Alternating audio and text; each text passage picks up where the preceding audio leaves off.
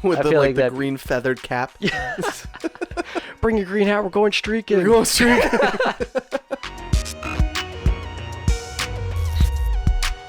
Hello, and welcome to another episode of Millenniotic, the podcast, where a couple millennials talk about entertainment, society, and the logistics of life. I am AJ. I'm Jason, and this is our 16th episode of the podcast.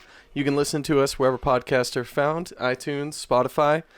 You can also watch us on YouTube, where you can throw us a subscribe, or follow us on all of our social media websites, Instagram, Facebook, and Twitter. Yes, plenty of content out there for you guys to see. Mm-hmm.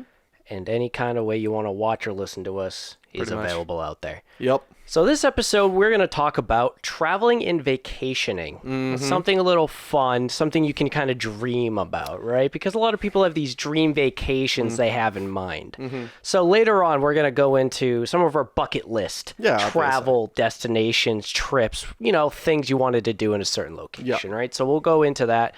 And we got some general statistics about vacationing, how much it usually costs, how prepared are we to actually go on vacation? Because we like to start our podcast with a bit of a bummer and then end on a high note. Yes. We like to pull you up. Yeah. Pull you up. We like to drag you down a little bit with numbers and then pull you up with dreams. So let's start with the average vacation cost. Mm-hmm. So the average vacation cost, according to creditdonkey.com. Oh, great. Great website, creditdonkey.com. Mm-hmm. Nice. It's almost name. like moviepoopshoot.com. Oh my God. Brilliant. So the average vacation per person is $1,145. Yeah, and that's just on average. I would say that's about it, right? Yeah. If you go on a week of vacation, I would expect to spend $1,000 at least, right? Yeah. Domestically. Between internationally, it would be more because of the traveling and stuff like that. Usually that's what costs more. Mm-hmm. The top 3 domestic cities or trips that people like to go on. I'm just going to guess San Diego's one of them. No, actually, no. Really? Right. Huh. So Vegas is number 1. Yeah. Okay. There we go. All right. $127 on average per night for a hotel. For a hotel, yeah. In Vegas. Mm-hmm. So the second one is New York. New York City probably is what they're going for. $258 per night in a hotel. It's New York City. I was thinking Las Vegas. That was kind of cheap, like $128. I would think like on There's average. There's a lot like of hotels though. Yeah, when you think about it, it's true. And the thing is, they probably make things a little cheaper in Las Vegas, so you can spend more money on gambling. Exactly. Like that's why you get spend free more drinks. money out and about rather than your lodging. You're gonna you're going to commit more to their economy in essence, instead of just the hotels and stuff like that. Yep. And number 3 is Orlando. Shocking. Yeah, shocker. Yeah, Disney. $114 per night. Reasonable, again. Yeah, because they want you to spend more money on their parks. Right. So, I got a bunch of information about a budget, how people usually break down their budget at the end of the vacation, how much percentage they spent.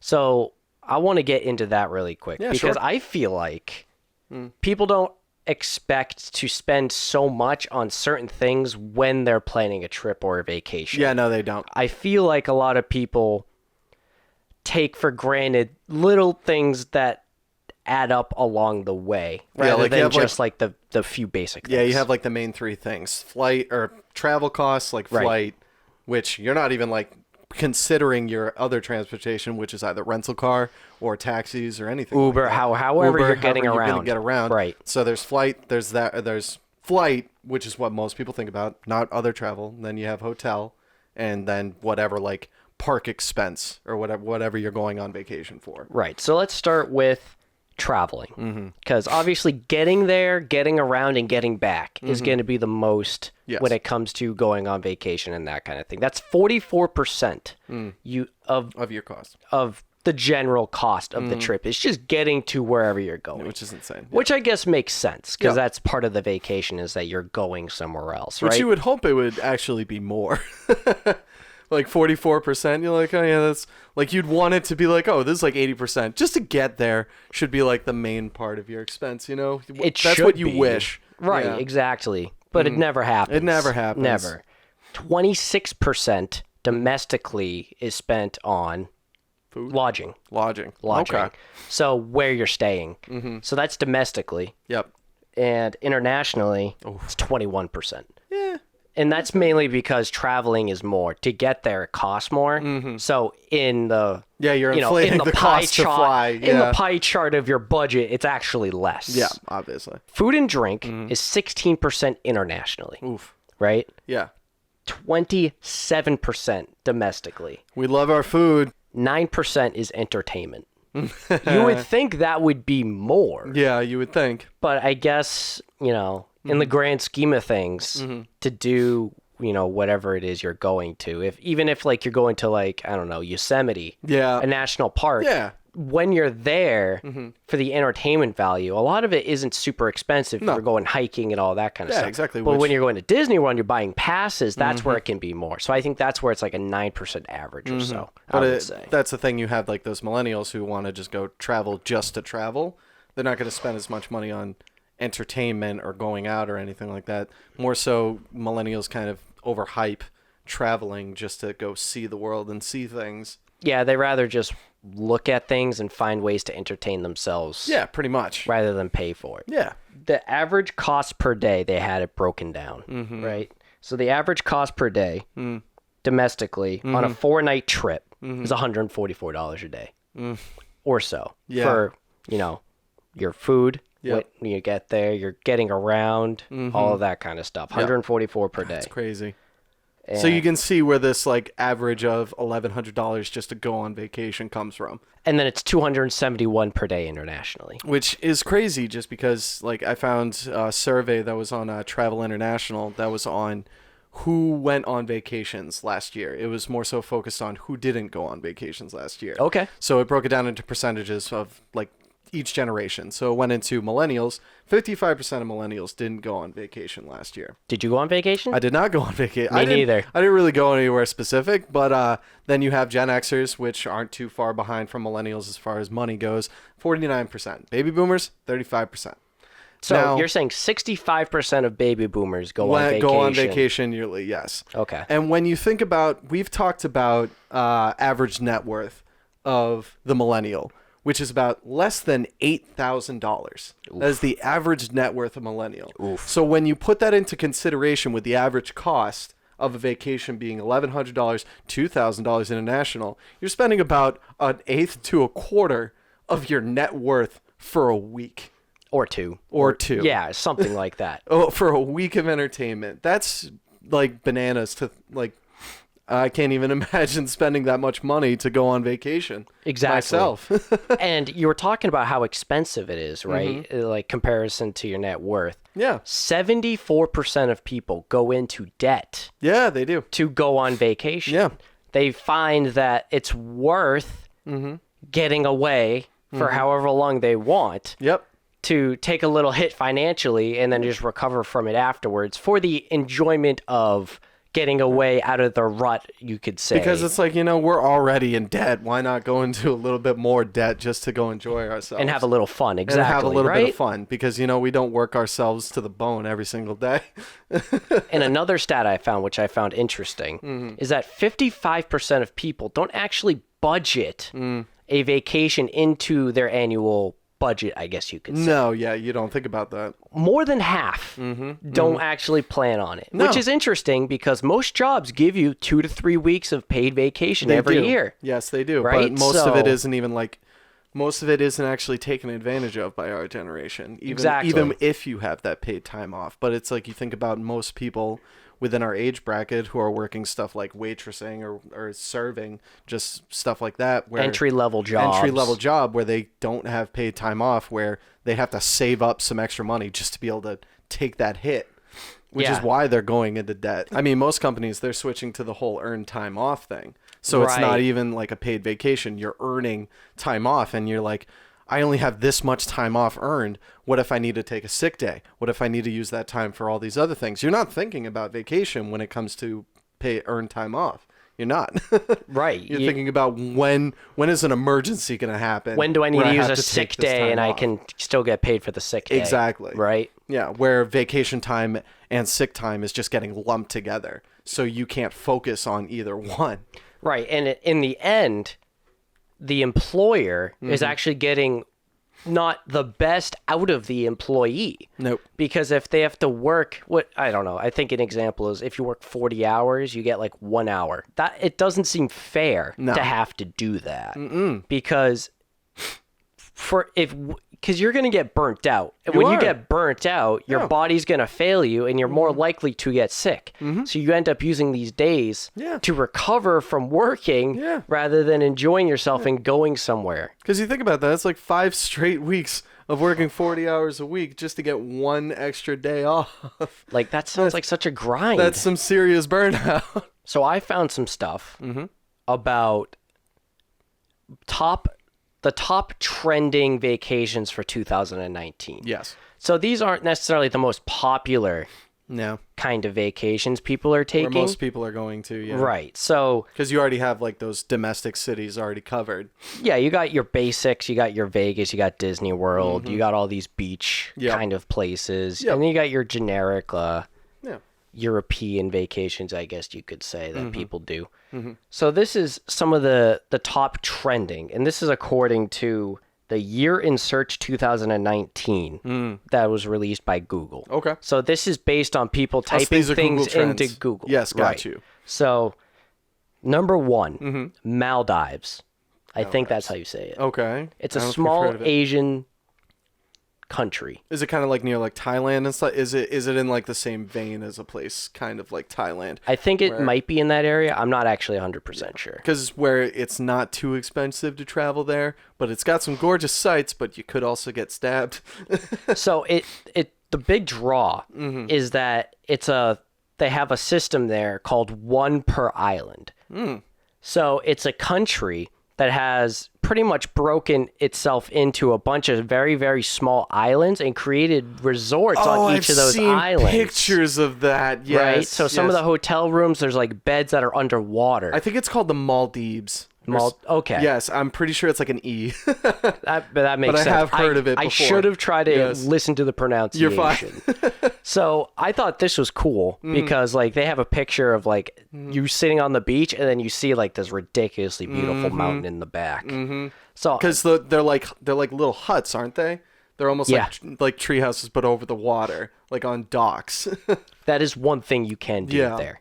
So it's interesting because you can kind of get away and have your own little space. Yep. Which I feel like would be really nice. It would be.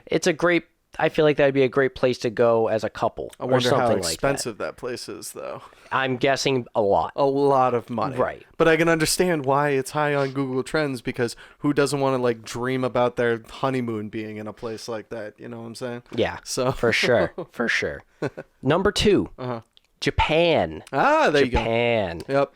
And I think it's part of this is because the Tokyo Olympics in 2020. I think this had to do something with that. Yeah, but when it comes to its, SEO rating and stuff. Yeah, because people are looking to go travel there for the Japan Olympics, and they're trying to see what the draw is to Japan. But Japan is just very drawing to Americans because they've derived so much like from our culture that it's an easy transition to kind of go there for that international experience where like you're kind of a fish out of water but still kind of have like that comfort because you're in Tokyo. You're like, oh, this is kind of like Times Square. You know what I'm saying? Right. Yeah. I think you're right, and I think a lot of people also are just very interested in the Japanese culture. Exactly. Right. Japan is just like very accessible for the mindset of an American wanting to travel abroad. Right. So this was the second highest growth through last year for people wanting to go there, behind Australia. Australia was number 1. Apparently, Australia is a big. I wouldn't want to go to Australia. I want to go to Australia. Australia's been on my like number 1 for the longest time since I was a kid. I'd rather go to New Zealand, I think. I think, yeah, I don't know. The thing with Australia is it's actually massive. It's so in order to like see everything there, you actually might need to fly to other parts of Australia. It's true. And the flight to Australia to me would just be rough. Yeah, that'd be a tough flight. Yeah, because you got Perth, which is just your like kind of like Los Angeles. Like it's very nice. It's very cultural. But then you have like Sydney, which obviously has all the cool sights and all the wildlife and zoos. I mean, the Australian Zoo. Come on, I want to go see Steve Irwin's zoo. I guess. Yeah.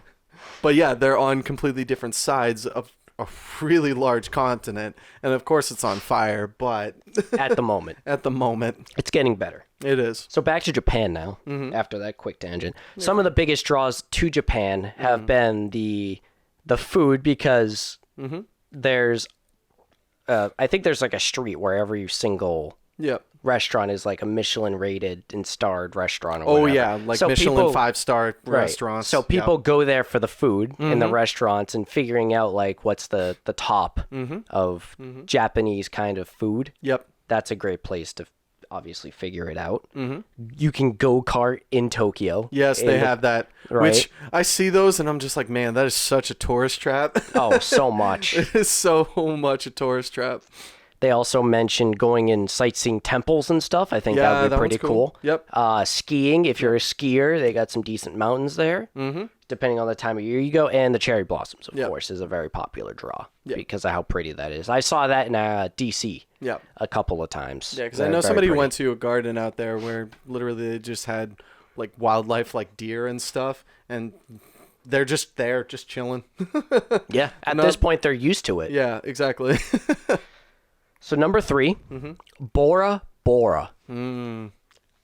I've never heard. I know the name. Right. I know nothing of Bora Bora. So I know it was in a Beach Boys song, probably. Bora Bora is a tropical paradise. Yeah, is how you would describe it. Yes. It's tropical paradise, like turquoise water, like super soft sand. You know, that kind, like the ideal kind of beach you would want to go to. So the reason this is a big draw, especially for Americans, is the all-inclusive resort kind of things you can do there. That's true. But it's definitely not cheap. I think I saw like there's some resorts there where like 10 grand or something like that. That's insane. Right. But you bring up all-inclusive. That is the nice draw of that all-inclusive, where you don't need to think about a budget. Like you're spending an allotted amount of money to get everything all included, which is nice for people who like those kinds of things, I suppose. But I think it'd be easier to save up for something like that. Exactly. Too. I think it's easier to budget for it. People can understand those kinds of vacations where when you want to kind of have a loosey-goosey, fun, like go out and do things vacation, you can't really factor in the numbers. It's harder to budget for. Exactly. Right. So apparently you can swim with sharks, rays, and whales there. And apparently it's fairly safe. They say it's the good kind. Back to Steve Irwin. I don't know if I would want to swim with a ray. I remember sitting in a pool with rays and stuff like that, and I got like scared and kind of tripped out. And I remember in San Diego, there were some times where stingrays would actually come pretty close to shore, and people actually got stung by stingrays in the ocean. Yeah. So that was just another reason to be scared of the ocean. Number 4 is Vegas. Yep. Of course. You can't hide from the Vegas vacation. So obviously Vegas has its draws with casinos, right? With it being, and then the general shows, the Strip. Yeah, you can see Jerry Seinfeld live. You can go see what's called Cirque du Soleil. Whatever, whatever the resident musician and all that kind of stuff that are there. And it's a great place for bachelor parties and bachelorette parties, right? So obviously that's another draw for sure. It's true. Number 5, Mexico. Oh, what? So specifically Cancun. Yeah, okay. So the number 1 travel question that people ask when it comes to Mexico. Yep. What do I pack to go to Cancun? And what would that be? I have no idea. I didn't Google it myself. I mean, you're going to Cancun. Bathing suit, sunscreen, sandals. Yeah, that's true. And then some clothes. For the most part, when you go to Cancun, you go to a resort. Yeah. It's one of those all-inclusive things again, for sure. True. It's a cheaper version, I would say, than Bora Bora. More accessible for the American to get to. Yeah. Don't forget a towel. Don't forget to bring a towel. Cancun there's been some interesting stories I've seen about things that have happened like off of resort grounds in Cancun and Mexico and that kind of stuff. And it's kind of like the same thing with Jamaica, where if you leave the resort, you can kind of find yourself in some sketchy areas pretty quickly. Yep. And it's, it's just because everything around it is kind of poor. I remember somebody telling me once, I've never actually looked it up, but I remember somebody telling me if you ever go to Mexico, never take a yellow taxi. Because their taxis there are apparently not yellow. If it's a yellow, if there's a yellow car disguised as an American taxi, they're gonna kidnap you.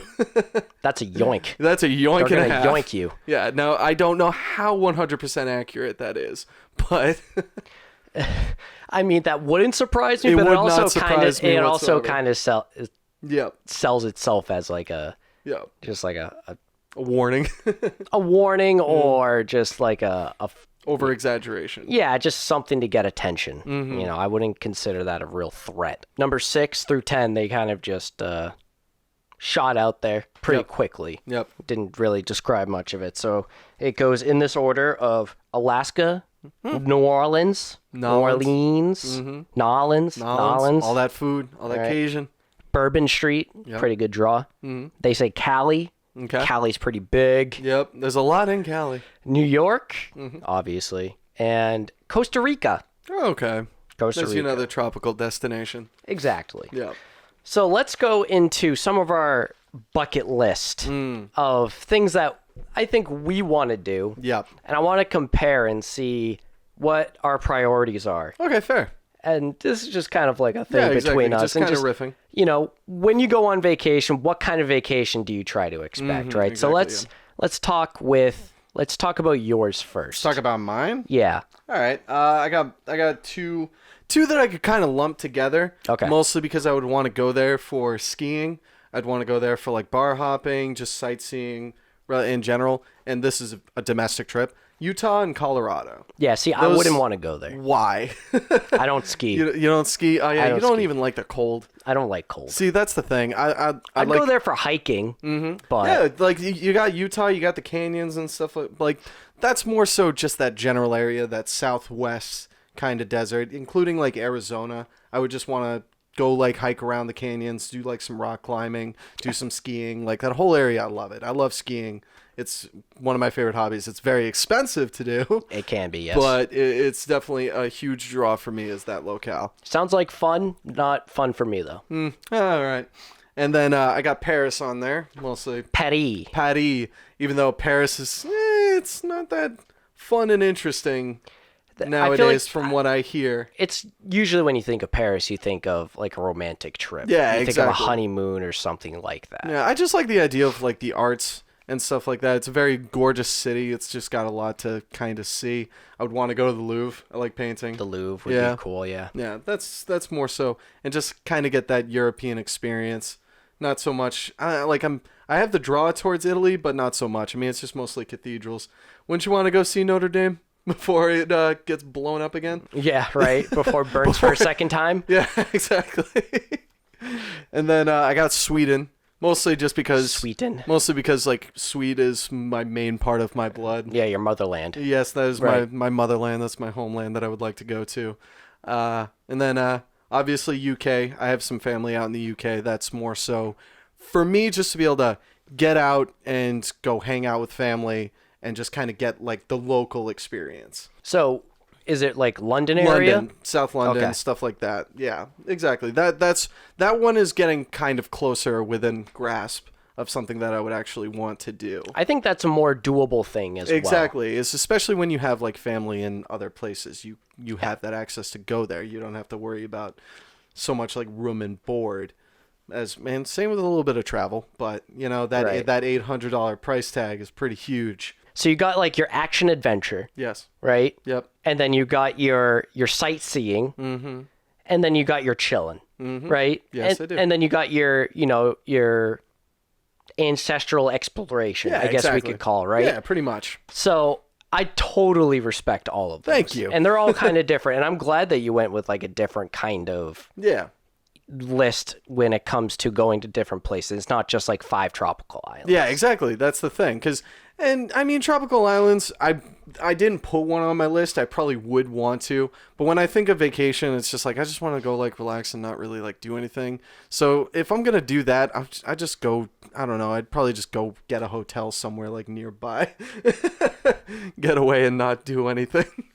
I mean, that's point of the vacation is just to kind of de-stress. Yeah, exactly. Right? Like I'd easily just go to the White Mountains for something like that, just to be able to relax and not really do anything. Maybe go for a hike. Right. Early mornings. I'm a simple guy. Some fresh air for sure up there. Yep. So I got my top 5 bucket list. We'll start with a big one, Oktoberfest. Yeah, I would love to go to Oktoberfest. Okay, yeah, that's my motherland as well. Yep.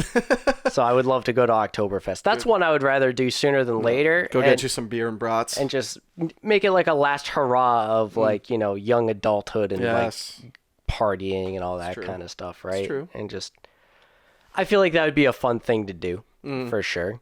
Obviously, it's a very touristy thing to do. Yes. And I feel like there's a lot of tourist traps that you would have to deal with. Yep. And the way they set it up now, I heard, is different than, back in the day.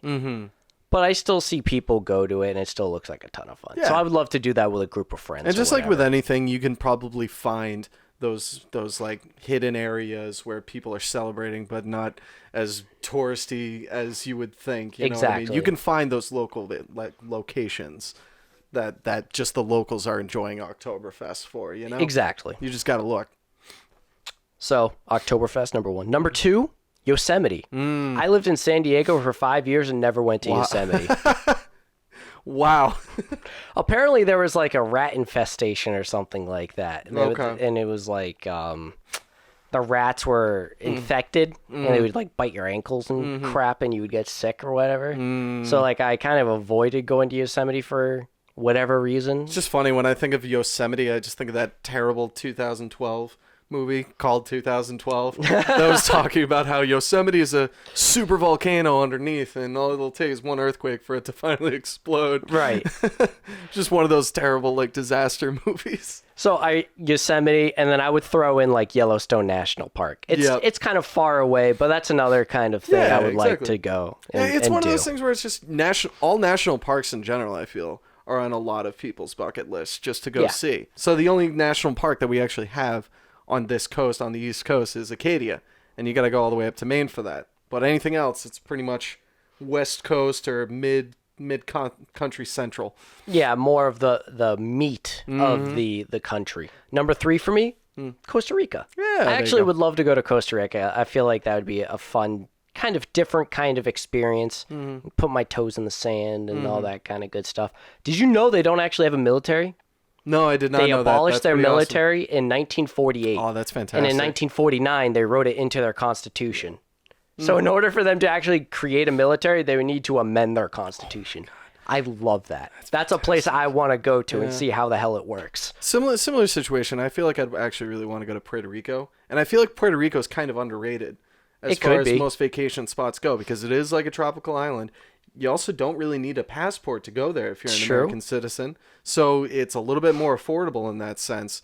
And it's still a beautiful destination. It's just got a lot of earthquakes going on. But regardless, it's still a nice spot to go. Number 4 for me, Italy. And this would be Italy take 2 for me. I would actually go back to Italy. And this time I would do southern Italy. I did most of northern Italy last time because I stayed in Verona. Yes, Verona is where I stayed. Yep. And so I went to Venice twice, and then I went down to Florence and all that kind of stuff. I didn't get quite down to so you didn't really get to go to Rome. I didn't get to go to Rome. I didn't do Naples, and then I didn't do Sicily. So I want to go back because my Italian part of my genetics is Sicilian. So I want to go there. Yeah. In another motherland kind of thing. Exactly. Right? Now, what about Greece? Have you ever thought about Greece at all? Nah.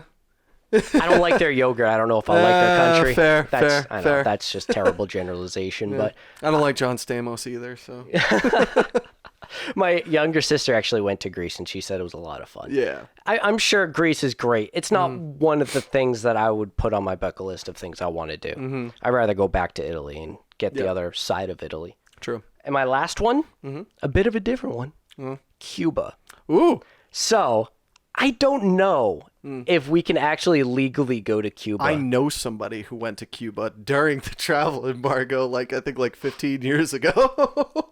I think it was in the Obama administration they started allowing people to come to Cuba. Yeah, they did. Right? I'm pretty sure it's been lifted, but I remember somebody going around that time. I'm not going to list any names or nothing, but I just remember he brought back some Cuban cigars. Oh, yeah. So that would be a draw for me. Yep. Right? Yep.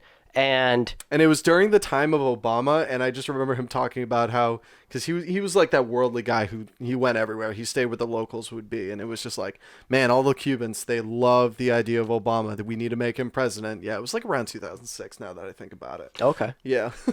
So one thing that I found super interesting in Cuba, and one of the reasons I would like to go, is that they don't really get imports of newer models of cars.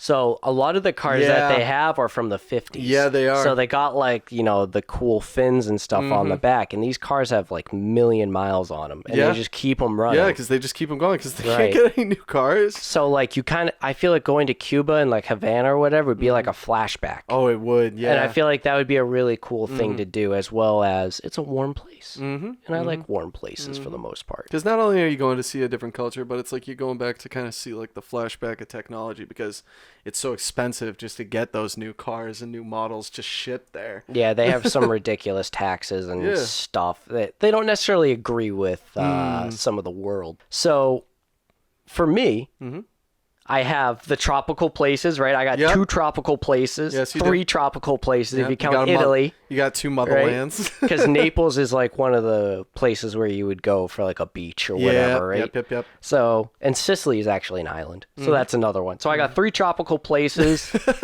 One that I would explore, right, which would be Yosemite. Yep. And then I got my motherland. Yep. One of my motherlands. One of your motherlands. In Oktoberfest, which I feel like is a very touristy thing. It's a very touristy thing. You got that on there. So you got that covered. And the thing about Oktoberfest is I don't even know what the weather is like in Germany at that time, right? Yeah, no. What kind of attire can I wear and not be ridiculously uncomfortable? Because I would want to do what is it? The lederhosen? The lederhosens and, the brown shorts and the whatever. The overalls. I would love to do that. With I feel like the green feathered cap. Bring your green hat. We're going streaking.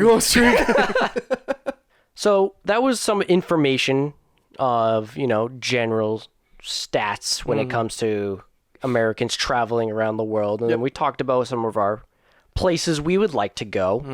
And it seemed like we both are interested in seeing more of our beautiful country as well as other countries. Exactly. And I feel like that's a general thing, too, is that people want to see the world. Yeah. And people don't realize how big America is. Yeah, exactly. How much stuff there is to see. We know how big America is because we drove across America. That shit. I've done it twice, but you came with me once. So you understand how big this country actually is and how much there is to see. Big, and how regions are different. Ugly. Right, exactly. There's plenty of ugly parts of America, but there's also a lot of beautiful parts because they're just so different than anything else you can see. So America obviously has their own tourist attractions, and that's what we're interested in, is seeing more of our beautiful country and understanding the certain regions and that kind of thing. Because the thing is our country's so large, it covers so many different biomes, exactly, just different areas on the equator and different weather systems. Anything can happen. Just the amount of climates that we have. Yep. Right? So, and the fact is, if you don't like where you live, you can live in the complete opposite kind of climate, right? And that's kind of the beauty of America. That's true. So, next week, let's talk about sports a little bit. Yeah.